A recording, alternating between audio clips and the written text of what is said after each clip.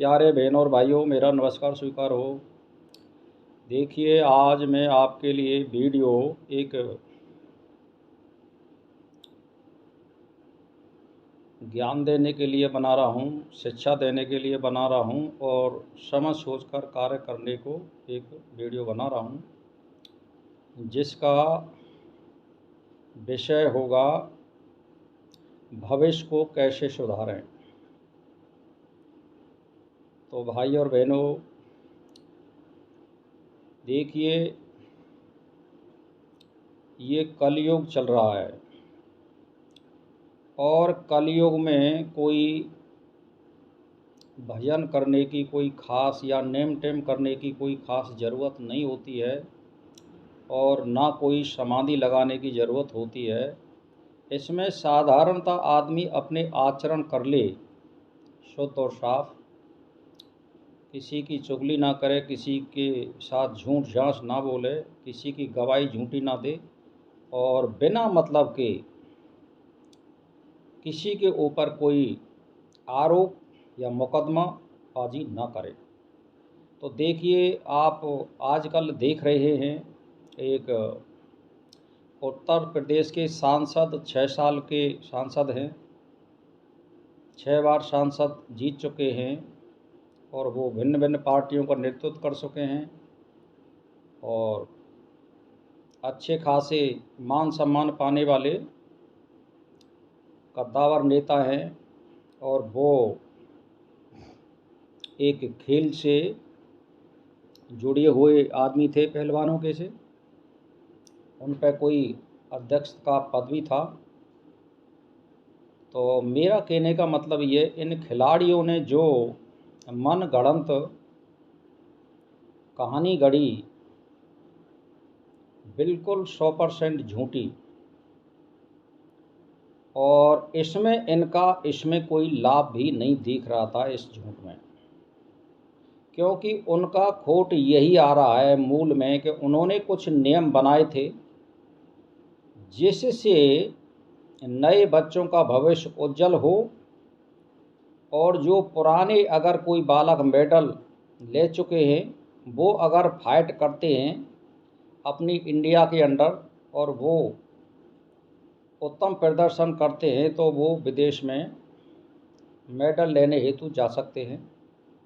ऐसा उन्होंने कोई नियम बयान बनाया। मैं अखबारों में या वीडियो या समाचार पत्रों से सुनता रहता हूँ, तो मैं उसी के आधार पर बना रहा हूँ। उसमें इन्होंने ये नियम बनाया तो फिर ये उम्र दराज भी खिलाड़ी हो चुके थे। इन्होंने पदक भी ले लिया, अर्जुन पुरस्कार भी ले लिए हैं, पद्मश्री भी ले ली है। तो कहने का मतलब इन पे तो कोई चीज़ शेष नहीं रही है। लेकिन जो अन्य जो खिलाड़ी हैं, इनसे जो कनिष्ठ होते हैं, उनको भी तो कुछ करना है, उनका भी तो नंबर आना है। तो इसलिए उन्होंने कुछ नियम बनाए। बस इन्होंने इसी को मन में द्वेष भाव पैदा कर लिए, इतनी सी बात थी। और इतनी बड़ी कहानी गढ़ दी कि इतने प्रतिष्ठित आदमी को कितना अपमानित किया है और कितना मानसिक कष्ट दिया है, और उसकी धन हानि भी भई होगी, घर वालों के लिए भी मानसिक कष्ट हुआ होगा, उनकी पत्नी को, बच्चों को, परिवार को, जानने वालों को, और उनमें जो निष्ठा रखने वाले हैं उनको भी दुख हुआ होगा। क्योंकि आदमी इस पृथ्वी पे जन्म लेता है तो वो किसी न किसी से जुड़ा रहता है, और जुड़ने वाले को जब वो आदमी सही संगत में रहता है और उसको इस तरह की बातें सुननी पड़ती हैं तो ये घृणा पैदा होती है और बहुत मन में दुख होता है। तो इन खिलाड़ियों ने उनके समर्थकों को मानसिक कष्ट दिया, उनके परिवार को दिया, धन हानि भी करी है। तो अब इनका अगला भविष्य में क्या होगा? इन्होंने बेमतलब के दूसरे लोगों के लिए कष्ट दिया है। तो इसमें मैं नाम तो नहीं लेना चाहता हूँ, ये 3-4 खिलाड़ी हैं। अब इनको अगले भविष्य में यहीं पर, यहाँ पर परमात्मा तो देखता रहता है कि तुमने क्या किया है, और इनके चित्त में वो लिखित रूप में जाएगा संस्कार कि इन्होंने अभूतपूर्व घटना के लिए ये झूठी मनगढ़ंत कहानी रची, जिसके ऊपर पूरी इंडिया में बाय बबेला मच गया। और सीधा लक्ष्य, जब इनको कहीं भी कोई गैल ना मिली तो पोक्सो जैसे एक्ट झूठे लगा दिए और वो झूठे साबित हुए। और मंच पर वो छी रहे हैं, मेडल गेल रहे हैं, पीछे से हाथ लगा रहे हैं, आगे से हाथ, अरे ये बिल्कुल झूठी 101% झूठी बातें थी। कहीं भी कोई बात सिद्ध नहीं हो पाई है और मन से इन्होंने झूठ बोला है। इनको सही पता है कि ये आदमी सही है, लेकिन इसको कैसे नीचा दिखाया जाए।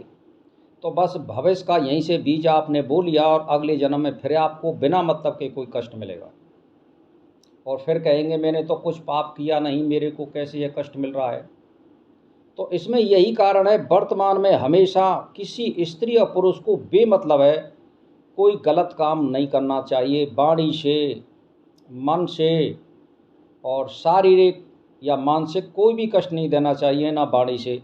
अपने आचरण का प्रयोग करते हुए अपने कर्तव्य का पालन करे आदमी। फल देना या ना देना वो परमात्मा का हाथ है। तो इसीलिए मैं आपसे एक ही बात कहना चाहता हूँ, शुद्ध आचरण करिए और भविष्य का निर्माण करिए।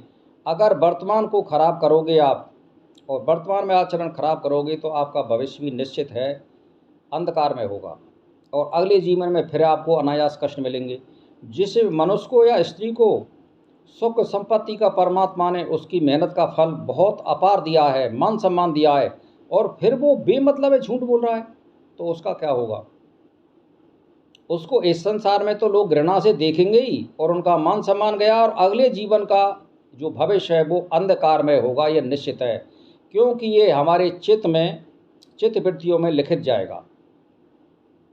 तो मेरा कहने का मतलब ये है कि ये संस्कार के रूप में जाएगा और फिर आपको वही अंधकार में जन्म की स्थिति प्राप्त होगी और फिर आप कष्ट और दुख पाओगे।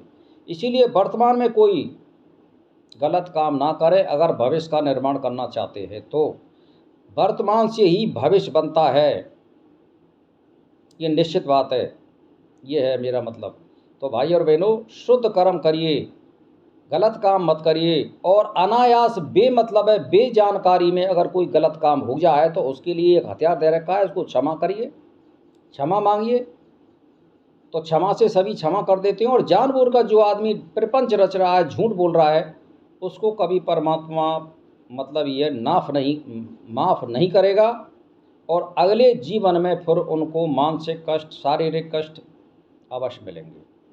और जिन लोगों ने गरीबी देखी है और फिर ऐश मौज देखें और वो फिर उसको भूल गए, क्या मतलब है झूठ बोलने की। इसीलिए हमें वर्तमान में शुद्ध कर्म करने की ज़रूरत है, किसी को कोई गलत काम करने की ज़रूरत नहीं है। अगर आप अपने भविष्य का निर्माण करना चाहते हैं तो कोई पूजा पाठ की ज़रूरत नहीं होती है, ये एक औपचारिकता होती है। हमारे कर्तव्य से ही भविष्य का निर्माण होता है।